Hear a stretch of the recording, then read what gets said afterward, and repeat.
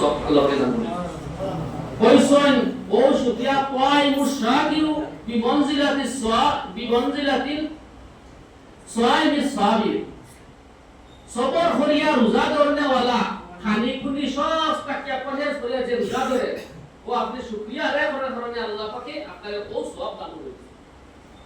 এর প্রতি আল্লাহ তাবারাকা ওয়া তাআলা আমাদের শুকরিয়া আদায় করার তৌফিক দিতে আপনার একটা দোয়া আছে বুজুর্গানের দিন আমরা শেখাই দেই আল্লাহুম্মা জাআলনি সাবুরা ওয়া জাআলনি শাকুরা ওয়া জাআলনি ফি আইনি সগীরা ওয়া ফি আয়ুনিন নাসি কাবীরা।